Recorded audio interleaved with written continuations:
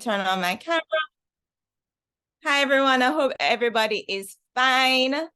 My name is Sarah Bennett. I work at One on One and I am a customer success associate. And the One Academy team is putting on this webinar for you guys. I hope you enjoy it and I hope you learn from our guest speaker. Okay, so my co-host is Shemar. Shemar, you can introduce yourself. Not a problem, Sarah. Thank you so much for the opportunity. Good afternoon, everybody. Oh, it's afternoon. I'm so sorry. Afternoon. Long Yeah, day. time is going, trust me. But Long yeah, man, I'm excited to be here. I'm glad to be here. Excited to learn about the world of investing on this very breezy Sunday after what Sunday Saturday afternoon. We're just here to engage in here to have fun, and we're here to just continue to absorb knowledge and see what we can take away from this experience. So without further ado, Sarah, I think I'm gonna go right into those icebreakers that we normally do. Okay. So with the icebreakers, what we usually do here on our monthly webinars is that I throw out some would you rather questions to the crowd, and you guys will be utilizing your lovely keyboards, whether it be physical or on your devices, and you just answer the questions and you give me your opinions. So I'm going to roll out the first one and we start from there. And the first would you rather would be, would you rather to die in 20 years with no regrets or to live to 100 with a lot of regrets? So would you rather to die in 20 years not having any regrets at all? Or would you want to live to be a centenarian with a lot of regrets? How are we feeling about that first icebreaker question? As you see dropped in the chat, no regrets. I definitely feel that for sure. Anyone else with any opinions? Karine Was said, die with no regrets. Sarah also said no regrets. Alrighty, I'm looking for one more before I move on. Anybody else don't want them to 100? Ah, there we go. Carmen is saying the second. It means a lot of experiences and lessons. I fully agree with that one, Carmen. And Jared is also saying the same. Give me 1,000 years with the regrets. All right, all right. That was a good one. All right. Let me switch the vibe for this one now. So, would you rather stay the age you are physically forever, or stay the way you are now financially forever? I'm gonna say that one more time. Would you rather to stay the age you are physically forever, or stay the way you are now financially forever? I'm seeing that Miss D dropped a message. She said that, but if there are regrets, did you learn the lesson? That's a very good question. Living with regrets, not having regrets, it must be some life-changing or life-learning experience that you should have to be able to figure out what do I learn from this moment and what do I do with it from there. I'm seeing in the chat where people are responding. A lot of people are saying the same age forever. A lot of people want to be I don't know if a lot of people know this movie, but Death Becomes Her. That's the first thing that came to mind. Drinking a potion, you live young, you stay young forever. I'm pretty sure a lot of us who want that formula to stay young forever. Sarah says same thing, stay the same age forever. I know what age. Wow, understood though. Right, so I have two more questions, guys. All right, so would you rather have unlimited battery life on all of your devices, that's tablet, phone, PSP, PS4, whatever you name it, or have free Wi-Fi wherever you go? And if you buy service from Floor Digital, you just always know so you're connected anyway there. How we feel about that one? I definitely would want to have free Wi-Fi. I mean, I already work with a battery pack everywhere I go, so I mean that's fine. Batteries are into the grid, so yeah. Karine says free Wi-Fi. Carmen says free Wi-Fi. Sarah says free Wi-Fi. Jay Bennett says free Wi-Fi. Carrie says unlimited battery. All right, so I'm seeing more consensus on Wi-Fi. Miss D is saying she already has a lot of data though, so it's looking to be that she wants some unlimited battery life, for sure, for sure. All right, so I'm gonna throw out the last one here, and I want you guys to think about this one. So would you rather spend a year at war or a year in prison? I think a war with I don't know, war with the JPS bill. I just say that because I see Miss B said she would save her JPS bill with having an unlimited battery. But would you want to spend a year at war or would you rather spend a year in prison? Carmen said, neither. Everyone, no one wants either. And that's so funny. You know, all of us are saying we don't want any of those options. And Miss B said, but like, why though? Why would you want to spend a year at war? Why would you want to be in a place that is constantly, a conflict? Why would you want to either be in a prison either? You know, Anthony Christian says war. He would rather spend a year at war. But I mean, what kind of war? Like a mental war, physical war, with a country, with a place, with a person. That could be a lot of odds. So he says he likes his freedom, so he would want to fight for his freedom. All right, well, we'll do what we have to do in order to get what we want in life. So he wants to defend his freedom. All right, Anthony, we see you and we appreciate your lovely responses, everybody.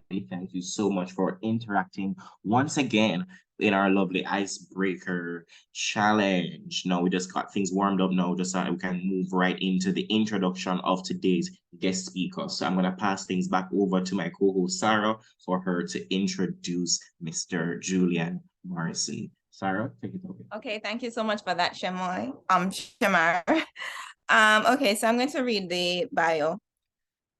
Julian Morrison is the manager of strategic planning and analysis at Proven Wealth Limited. He leads a team of analysts which assesses investment opportunities for Proven Wealth Limited and aids in the strategic planning for the company. Prior to this, Julian worked as the assistant manager of private equity at Proven Management Limited. Julian has 7 years of experience in the financial services industry, during which he founded Wealth Watch JA. He started as an intern at the Ministry of Finance, followed by another internship at Sagicor Group Jamaica. Julian is a Prime Minister Youth Awardee in the category of leadership and is a sponsor trustee for the Women's Center of Jamaica Foundation Pensions Fund. He is a board member of Caribbean Coastal Area Management, which has oversight for Jamaica's largest protected area, Portland Bright. He is the former curator of the Global Shapers Kingston Hub and is a former head boy of Arden High School. Julian is passionate and financially literacy and enjoys reading, biking, and F1 racing. We welcome Mr. Julian Morrison. Clap, clap, clap, clap. Thanks very much. Yeah, I really appreciate that. That sounds very lofty, but we're ordinary people trying to do extraordinary things, one day at a time. So I'll share my screen.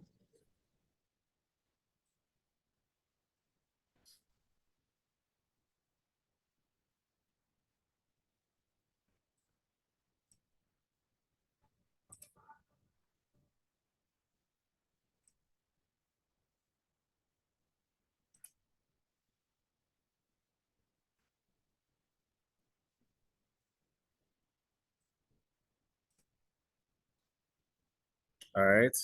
Can everybody see my screen? Yes, I'm seeing your screen.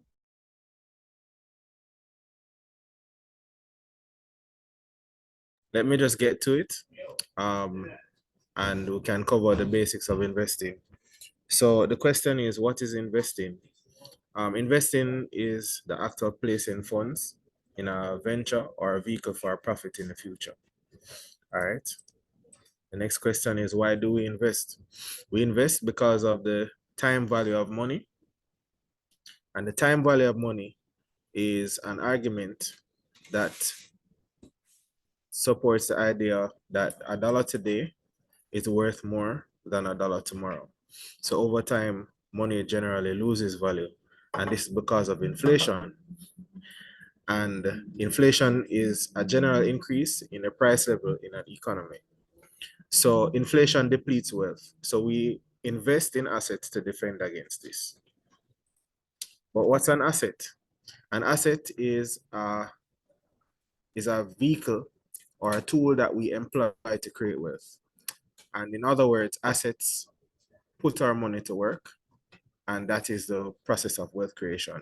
So when we talk about assets, we're really talking about the factors of production, land, labor, and capital.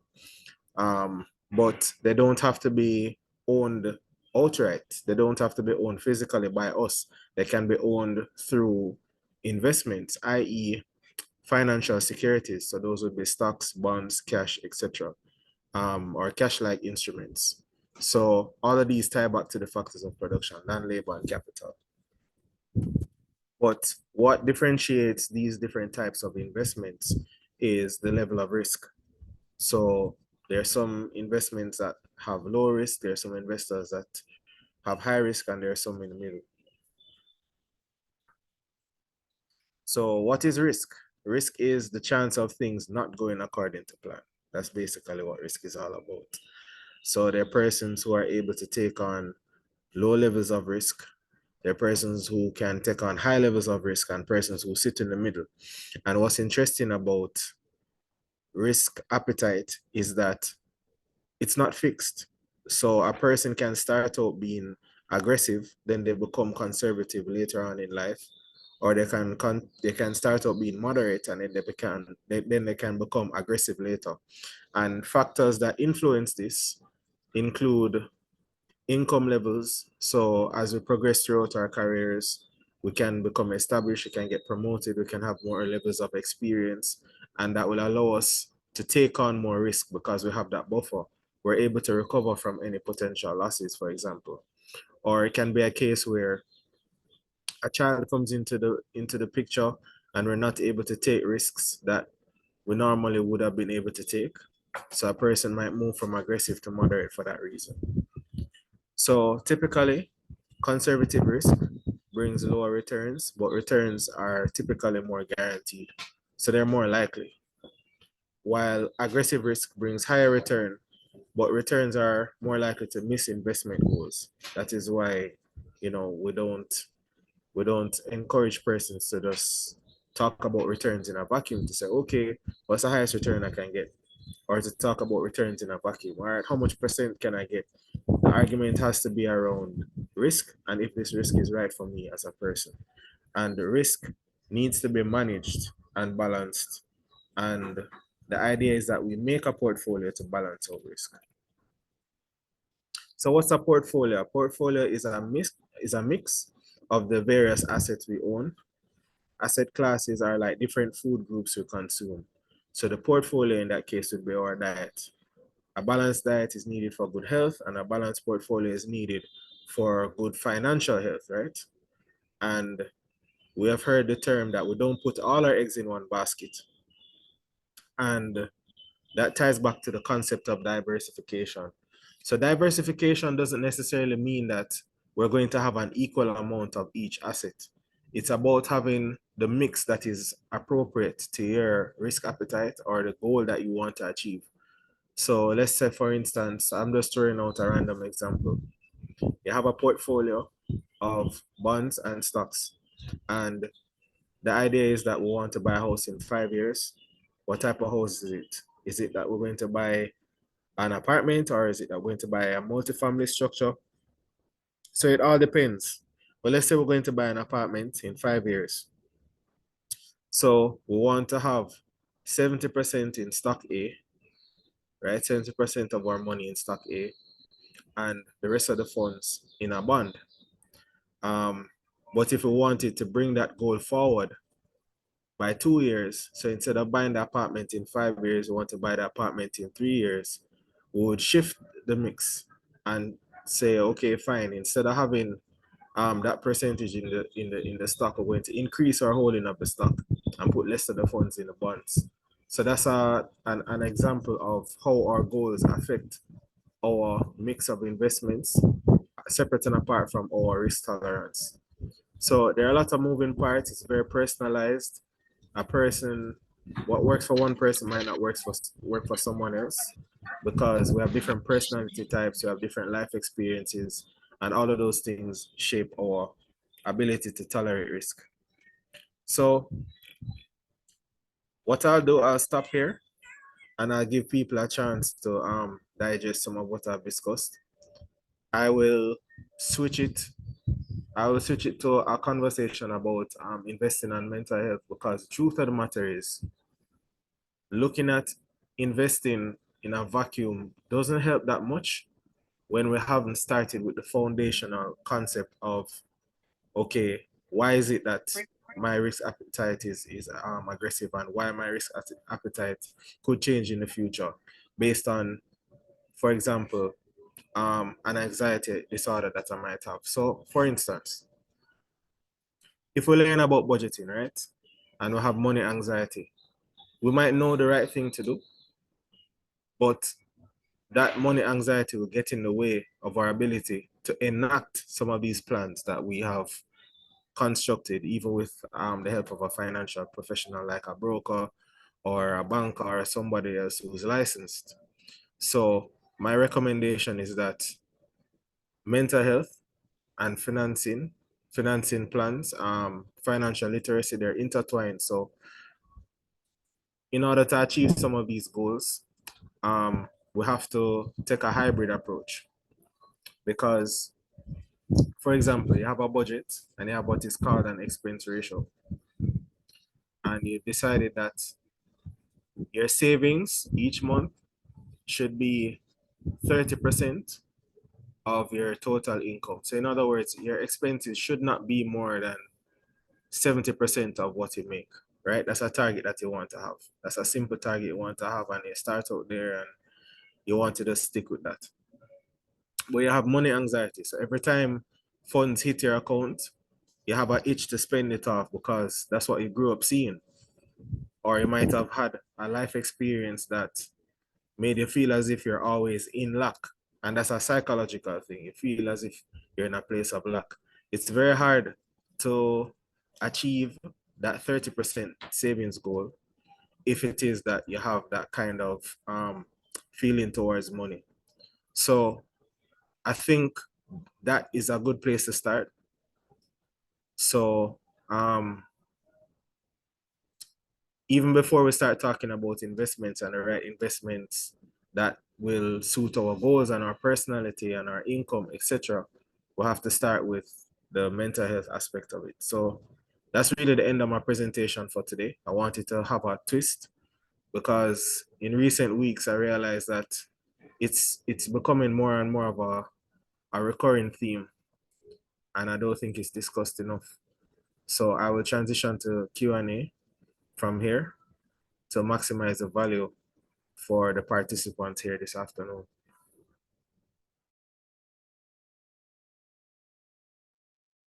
All right, anybody have any questions? You can type it in the chat.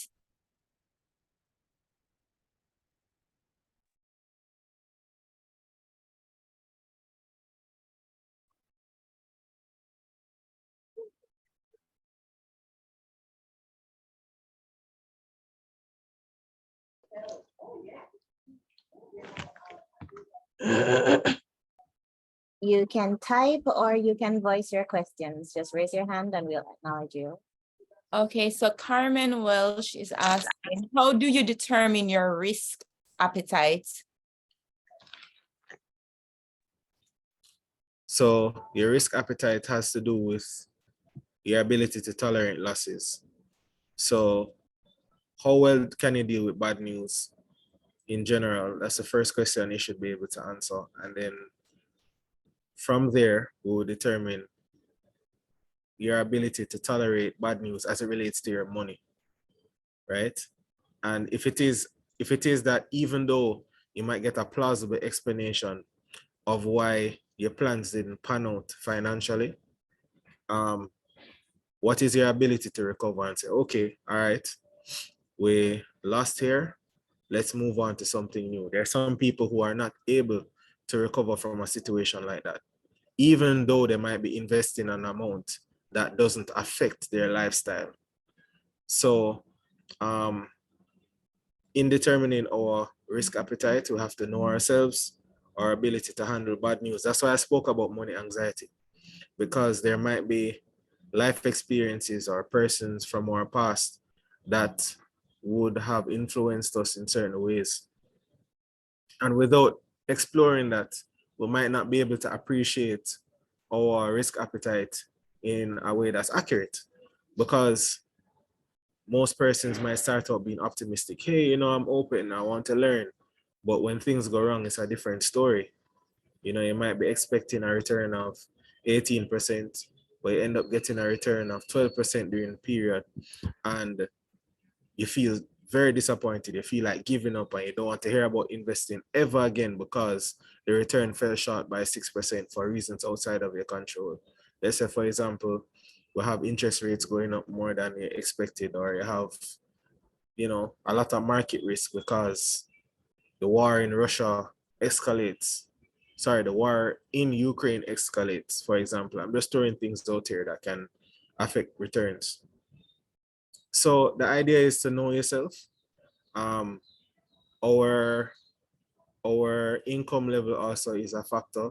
So a person might be willing to take on aggressive investment risk, but financially they have to be conservative because of where they are in terms of income or their obligations. So that's another factor. So it's a financial position, where you are mentally, and your personality. Those are the three main things.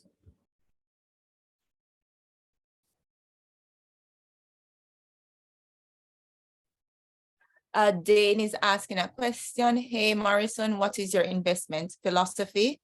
Also, what is the latest investment you have took on? Okay. my investment philosophy is I'm a patient person. So I'm a chess player. I'm a chess player with everything in my life. I think in sequence, I think sequentially. And when I'm making bets, I tend to make very big bets. But before making that bet, I do very rigorous homework. So because that is in line with my personality type, that influences my investment philosophy. Some people can't take that. That's very boring to some people. They don't want to do this whole heap of reading. They don't want to hear about the population statistics. They don't want to know various patterns that affect the business cycle. They don't want to hear about that. They just want to know that they're making 20% in 5 years or whatever the case may be on an annualized basis, and that's fine. So that might not work for you. You know, you might be a person who is excited by something else. That's why I said knowledge of self is so important. So I'm a chess player. I would say my risk appetite sits somewhere between moderate and aggressive, but it's case dependent. But most times I'm a hybrid of the two. I'm not conservative though, which is why I research so aggressively. I'm always big on downside risk, protecting against downside risk and understanding downside risk, because there are risks that you are aware of, and then there are risks that you don't even know are at play. So my thing is to understand the risks that I'm taking on as best as possible, so I can say, all right, fine, this is for me, this is not for me. My latest investment, the last investment I made was an equity investment. I built a position in Fontana, and I also built a position um in Edifocal as well. But this is not financial advice. I actually hate talking about stocks now because, boy, the whole thing, the way things are online now, you know, the thing that's gone left. But just for the sake of the conversation, those are my two last investments.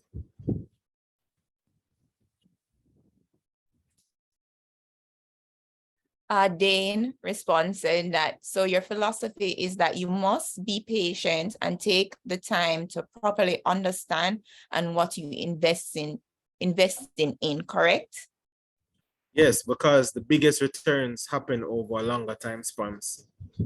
So, for instance, it's easier for you to double your money in 2 years. Just statistically speaking, it's easier to double your money in 2 years than trying to do it in a week.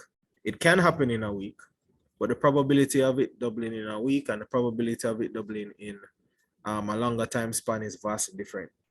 So I want to make returns that are life-changing. But to make life-changing returns, you know, you have to be patient.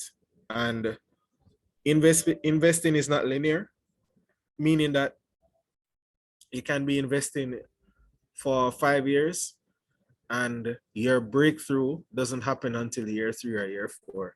So things can start out slow and then you can get a breakthrough in the middle of the process, meaning the time horizon. That's what I mean by the process. You have a 5-year goal and the breakthrough happens in year 3 or year 4, or it might even happen in year 5. There's so many things that are not in our control because as investors, we're buying the future and the future is unknown to all of us. So the idea is to understand what can be understood very well. And sometimes that might even involve brainstorming with other persons. So for instance, I was doing an analysis for a listed company once, and I looked through the numbers. The numbers were straightforward. It wasn't a financial entity. So the balance sheet was straightforward. The P&L was straightforward. It wasn't that complicated. But guess what? There are some nuances about the business that I didn't get, or I didn't think I appreciated well enough for my own satisfaction. So I called the company and I arranged to meet with the CEO, and I visited him twice, and I walked through the warehouse and I looked at the inventory and I quizzed him with different questions that I had prepared before. I basically interviewed him about the company, and everything he shared with me informed my research by a much greater extent than if I had just downloaded the documents from JSC and say, hey, I'm an experienced analyst. I don't need to talk to anybody. These numbers are here. Without knowing the story behind the numbers, I mean, that's a handicap. So those things, in my opinion, will help you to double your money more easily, especially over a longer time period, understanding the nuances behind the investment and what Americans call kicking the tire and speaking to people who are on the ground, because that information is irreplaceable. Okay, so Dane respond with, all right, I appreciate the answer, bro. That is one of my philosophy as well. All the best. But I'm pretty sure it was not in that voice, but that tone is off. Yeah, it's okay. All you right. can't help yourself. It's okay. I can't help myself. Okay, Yeah. so Miss D's asking, and I was also wondering this, what is the difference between a stock and a bond? Which ones tend to have the most returns? All right. So a quick lesson in accounts, right? So assets can either be financed by liabilities, right, or equity. So a stock is the equity and the bond would be a part of the liabilities, because when businesses operate, they're operating with assets. The assets basically allow the business to generate revenues and profit. But those revenues have to be financed by something. So a bond is basically a type of debt.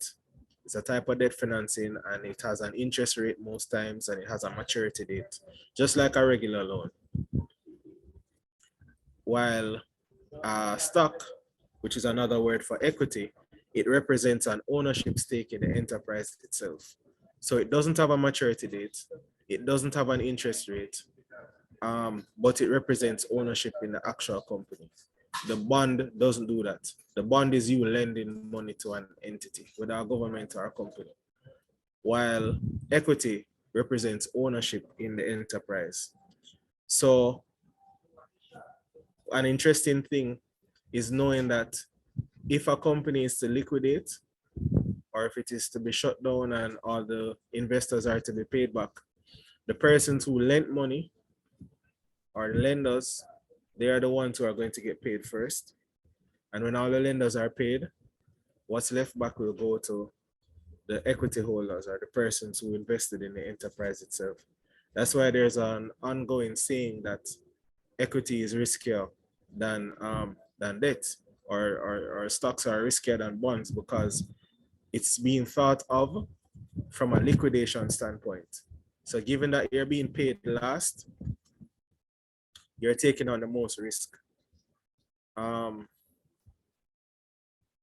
In terms of what has the most returns on average, stocks outperform bonds on average, but sometimes that can be seen as an oversimplification, because bonds have what is called ratings, credit ratings, and all bonds are not created equal because they have to be rated. So you have AAA bonds, AA, single A, triple B, double B, single B, and they go down the ladder in terms of risk. And basically, it's just like grades in school. If you get a C, that's bad news. If you get an A, that's good news.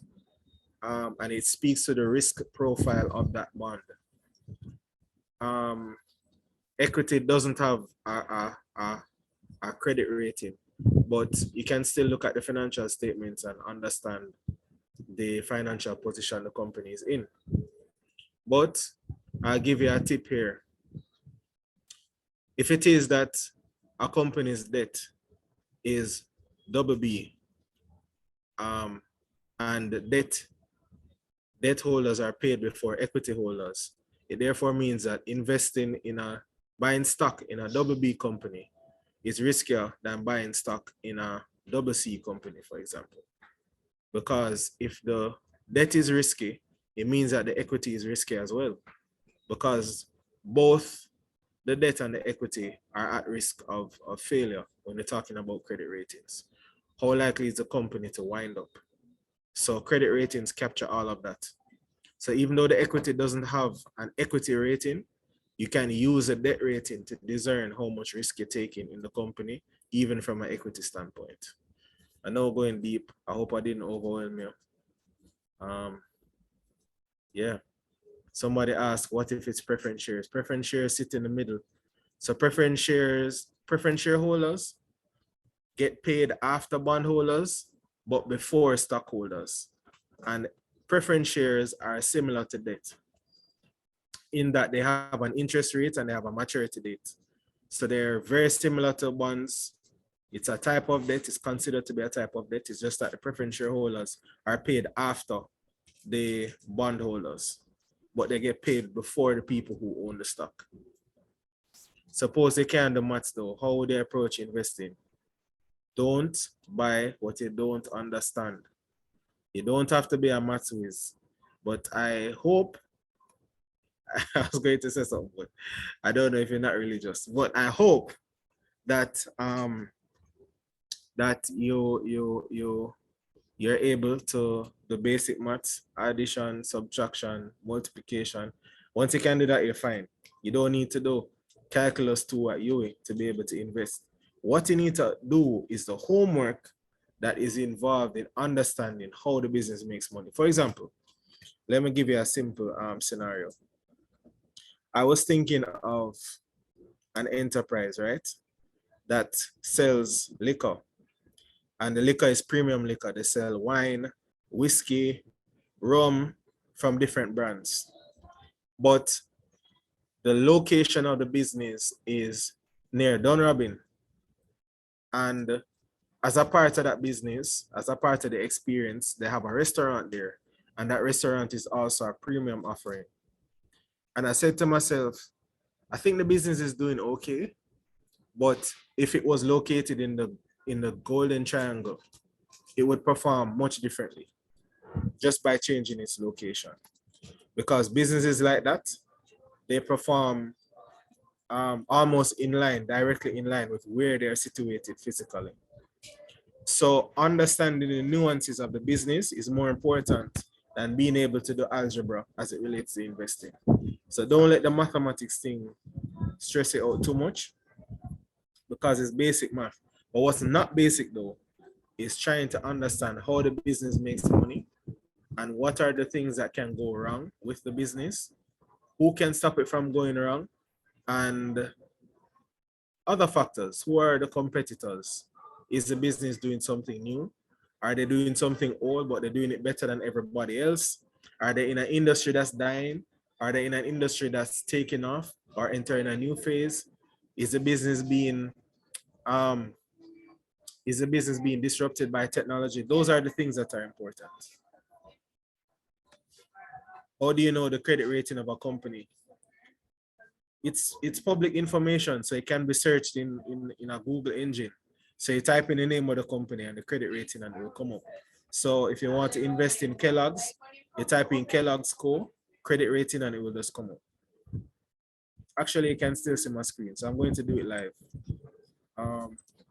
Forgot you guys can see my screen. Yeah, so we're it's Kellogg's.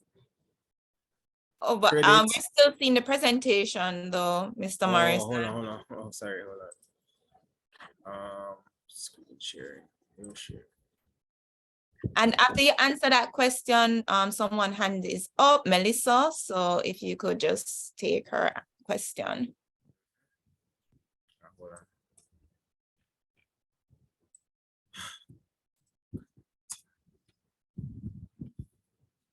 Can you see my screen now with the rating search? Yes, I'm So seeing you it. see that, so we got some results. So S&P, they had a rating for Kellogg at BBB, but it was up, that was 2019, and it was changed to BBB minus. So they got a downgrade. Hold on a second.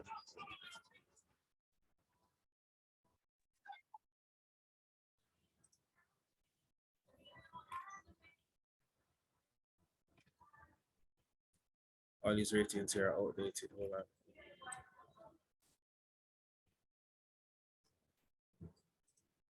Let's see if Fitch covers Kellogg.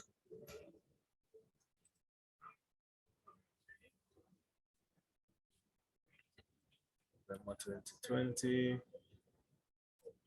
Minus. Let's do withdraw rating. Okay. Separate reasons, BBB minus.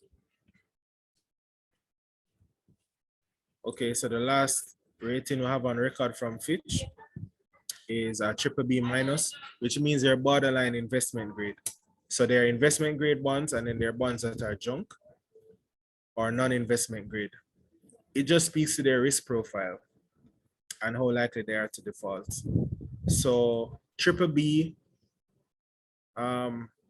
BBB minus, BBB plus, A minus, AA, AAA, all of those bonds. So BBB and higher are all investment grade, while anything below BBB is speculative or junk or non-investment grade. All right, hold on. Let me see who has their hand up. Melissa, you can go ahead. Thank you so much for recognizing me. Good afternoon, Julian. Just a quick question, because I mean, I've been curious, not too sure if it was mentioned. I came in a little late. As it relates to what I've seen quite a bit of in terms of debatable news on foreign exchange and currency pairing, or rare minerals such as gold and major currencies such as whether the pound, the US, yen, etc.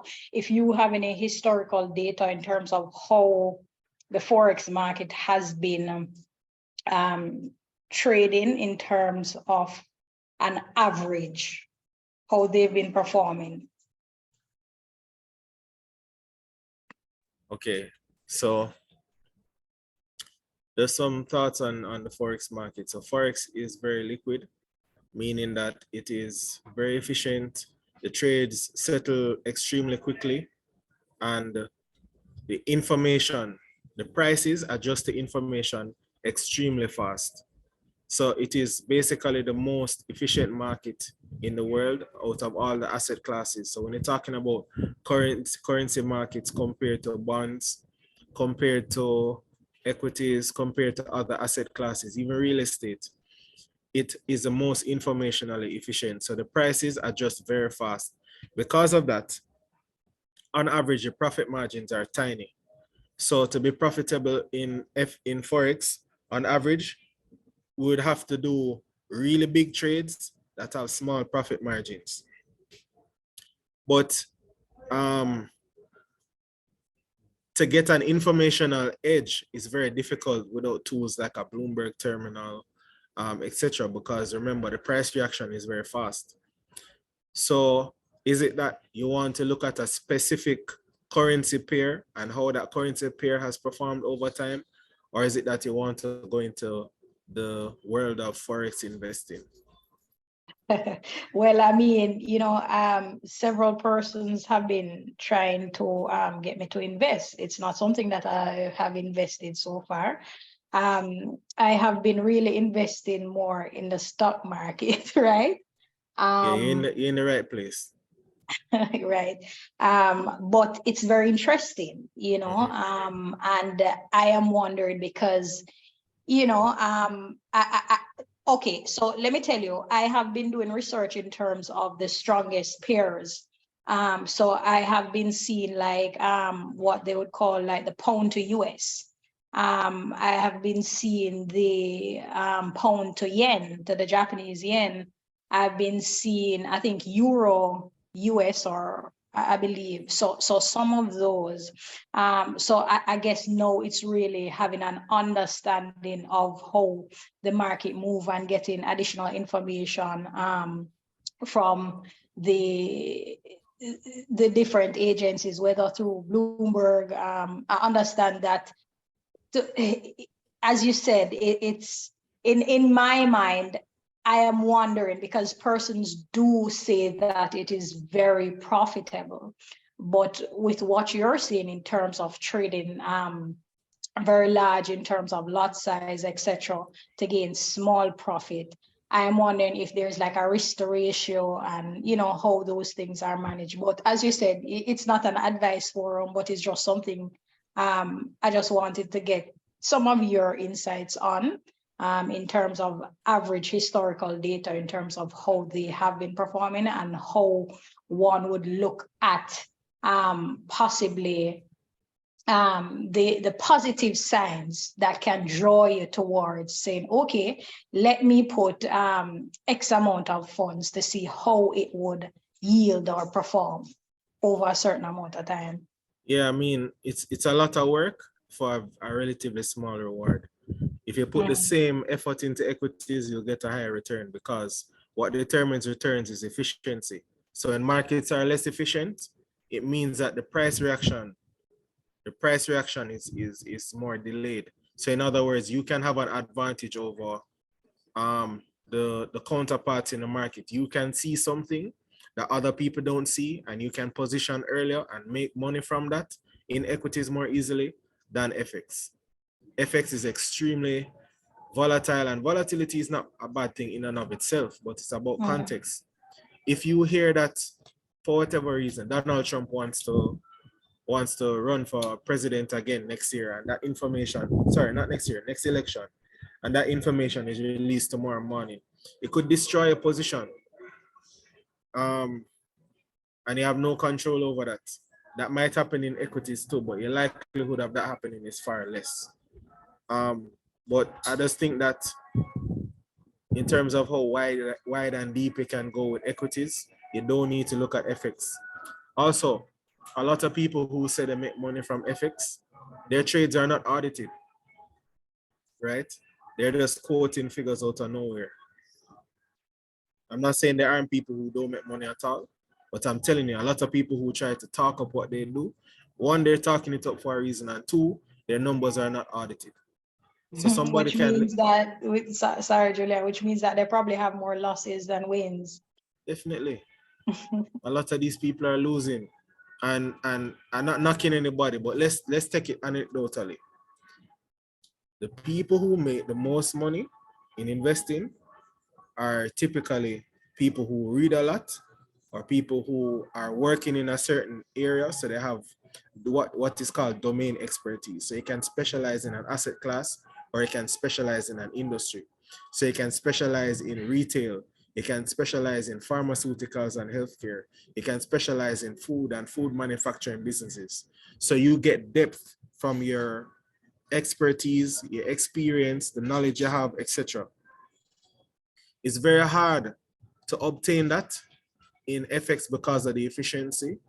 And not only that, but because of all the moving parts, you'd have to be around your monitor all day to make the kind of returns that some of these people claim to make. And what I have found is that the people who are taught in FX, they're the cool kids. They're always at parties. They're always hanging out.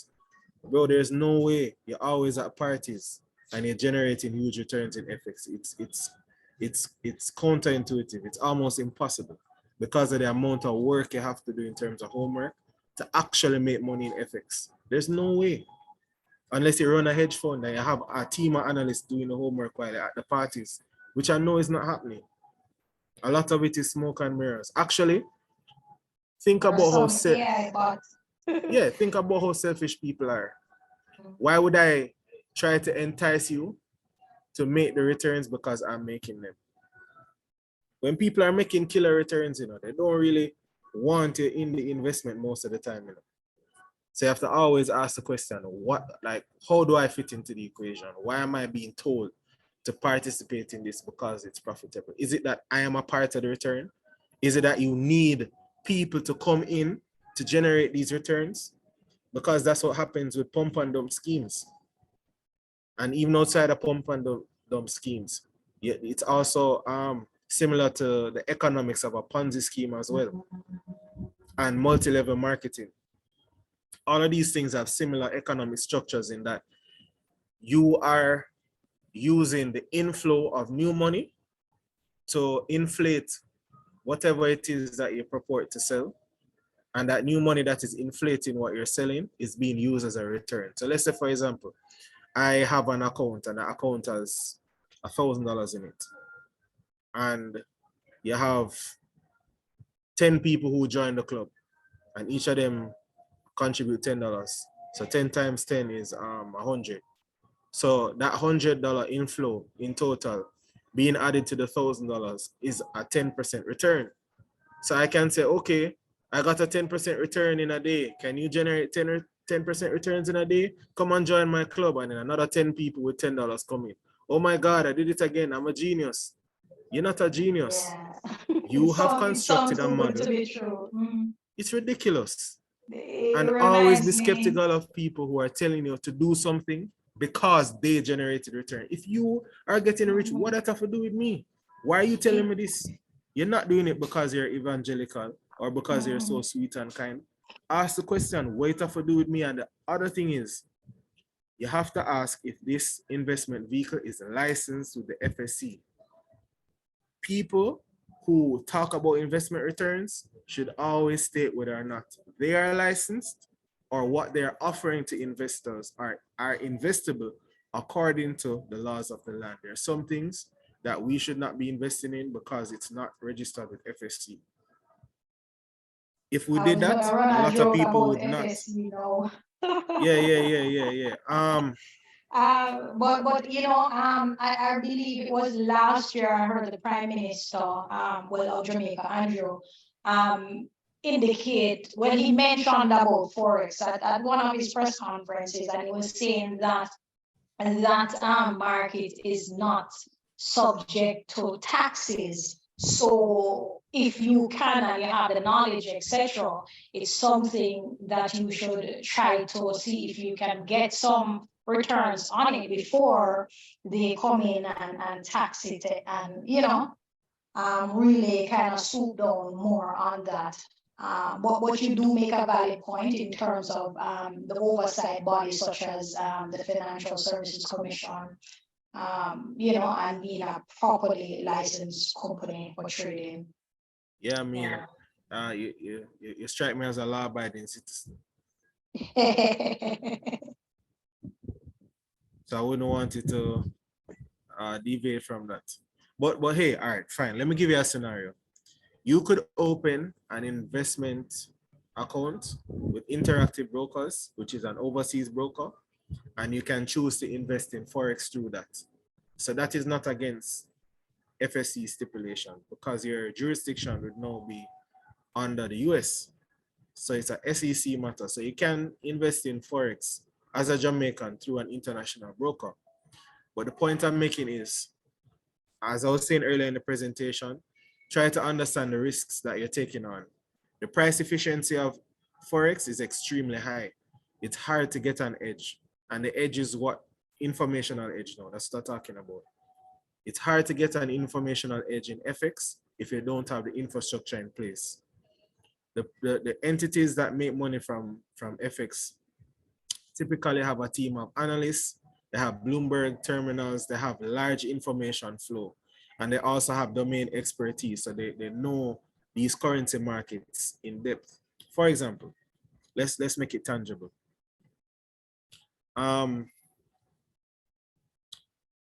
I was going to say this year, but this is 2023. A few months ago, there was a crisis in the UK treasury bond market because of a mistake that the Liz Trust administration made in presenting their fiscal package. They didn't explain how they're going to fund all the measures that they wanted to enact. Because of that, That's UK. right, the bond market went into a tizzy, and it also affected the currency pair of the UK and the US dollar. That's not something anybody could have predicted. But many people's investment positions blew up. It just didn't come on the news. But a lot of people lost money because of what Liz just did. Because the Bank of England, which is the central bank in UK, they had to come in with emergency bond purchases because if they didn't buy those bonds, the UK pound was going to drop out, meaning that it would have been devalued way more than it did. And if it got devalued way more than it did, it would have caused a chain reaction because everything denominated in pounds would have also fallen in value, and it would have created a bubble, which is opening another can of worms. I don't want to go too deep, but the point I'm making is leave FX alone. Just leave it alone. Just stick to what you understand. I don't want it to lose money. I don't want it to get frustrated and just not invest ever again. So my recommendation is just low FX. If you want to take up FX, get a support group with people who work with the legitimate means and sources. Let them see, let them show you the trades, ask if the trades are audited. Just dig a lot deeper because that research is needed. There's a lot of smoke and mirrors out there. Yeah. Yeah. All right. Thank you very much, Julian. Yeah, all man. right. Have a good day. Yeah, man. Anytime.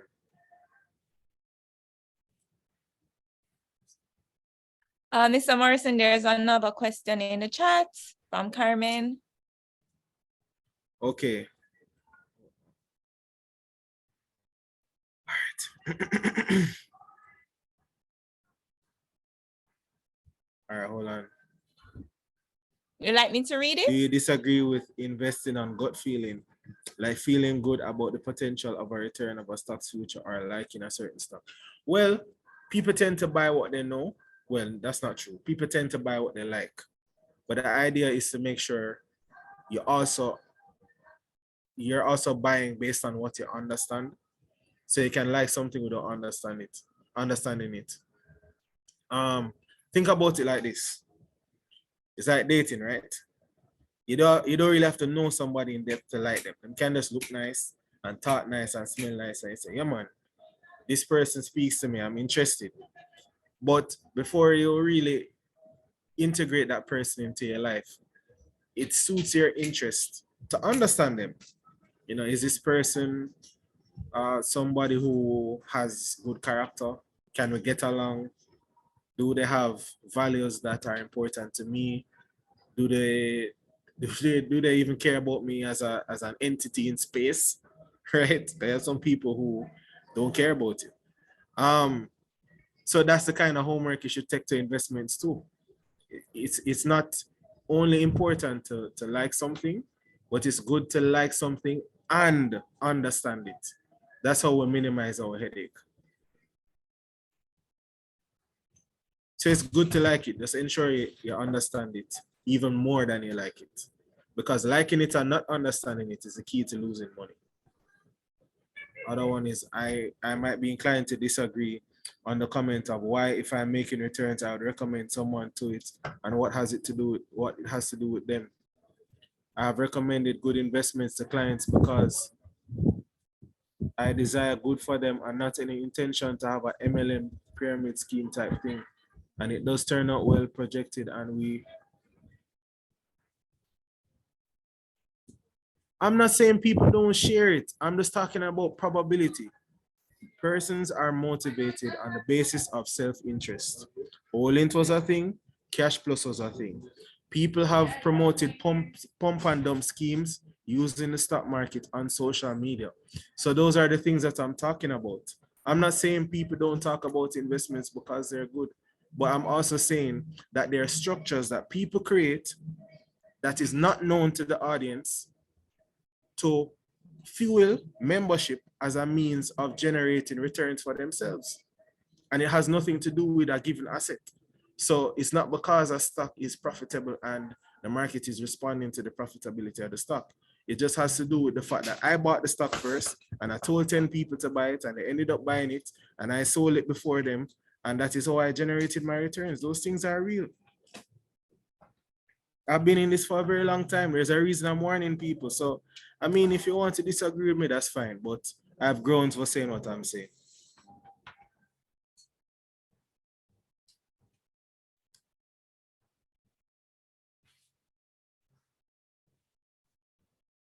What is my view on saving the majority of your income in US dollar account given the nature of inflation and fluctuation of the dollar? Also, in conjunction to that, as an individual that's paid in local currency, how do you advise on the method of making these monthly deposits in local US savings account? First of all, that's investment advice, but I'll just give you some ideas, right? Please don't act on these ideas because you still need to work with a licensed professional before taking any financial decision. So I think it's good to have a mix in terms of your currency exposure. Historically, the J dollar has not held its value very well. So it's good if you can find ways of earning US upfront or converting a portion of your savings to US. So somebody can have their main savings that serves as a given purpose. So say for example, you have a fund for going to the grill, or that's a recreation fund. You can have that in J dollars, but you have another emergency fund now that is for emergencies that has 3 months worth of your monthly income, and that can be in US, and a portion of your income can be sent to it by means of a standing order, and the standing order can be sent from your salary account to that account that you've chosen to be an emergency fund. And when you send that J dollar income to the emergency fund that's in US, the institution will convert it for you. So that's one way of doing it. Another way of doing it is diversifying your holdings in investments from a currency perspective. So you can hold US dollar stock and J dollar stock. You can hold US dollar bonds and J dollar bonds, etc. That's another way to get dual currency exposure, separate and apart from savings. Hope I answered the question. The best way though is to try to find ways to earn US upfront though.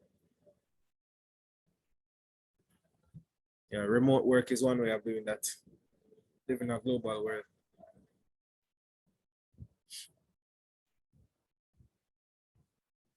All right. Any no other problem. questions? Can type in the chat.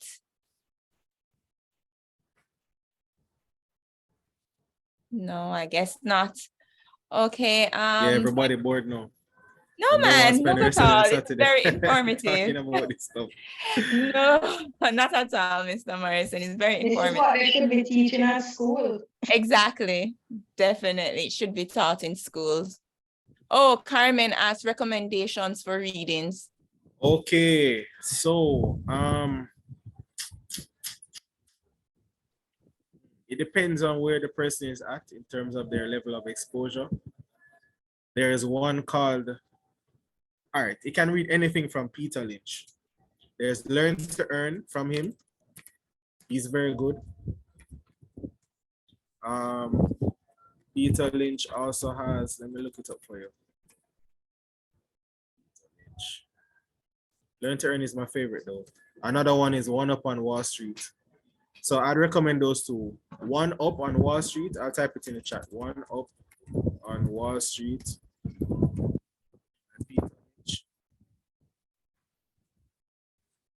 And the other one is Learn to Earn from Peter Lynch.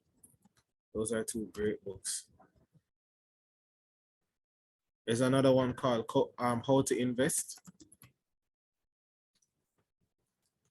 by David Rubenstein, but that one is for persons who want to take it a bit further, you know. And you can read anything from Ray Dalio too. Ray Dalio has some good books. I'll give you another one.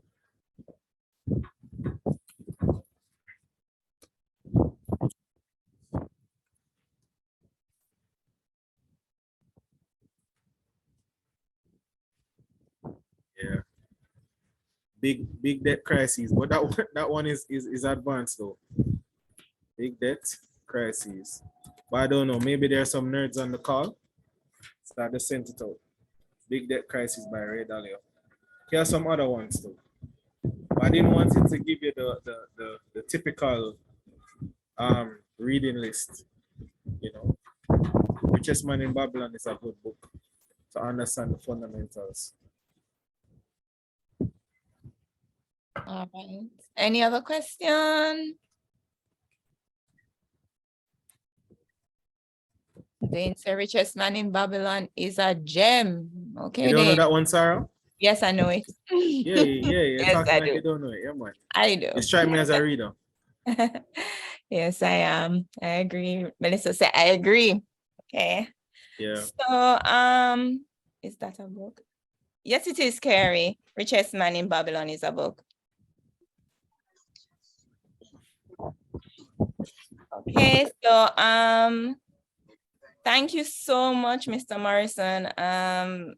The information that you shared is very valuable. We really appreciate you taking time out of your busy day. And I am pretty sure the audience learned a lot. And we are truly grateful, especially from the One Academy team. So thank you so much. Right. And we'll be in touch. Yes. All right. So Shemar, you can take it over for the next segment. Alrighty, no problem. And once again, thank you so much for our guest speaker, Mr. Morrison. Was really enlightening to hear all about the world of investing and the do's and do nots of actually knowing how to invest and where to get our investing information from. Now, as we move into the next segment of our lovely webinar session, I am now going to the giveaway period. You know, we have things to give away. We're always here to encourage and to let you be aware that you are winners and you have the ability to win by completing the surveys that we always send out at the end of our lovely webinar sessions. And I'm going to give you guys about 5 minutes. Looking at my clock, it's now 4:13. So that's let's put it at about 4:18. We'll come back here and we will announce the winner either at a later date, Sarah, or I think we do it at the end of the session. So I am going to share the link of the survey in the chat if it's not shared already. So once that link is shared, we're going to give you guys 5 minutes to access it. As always, if there's any issues in accessing, please let us know and we will be able to assist you in doing so. Okay, so Sarah has shared the link with the group. Thank you, Sarah, for sharing the link. And we want to hear from you. So just complete the short survey, guys, 5 minutes. It's now 4:14, so I will see you back at 4:18 for us to reconvene and end our webinar session. So Sarah can get some lovely background music.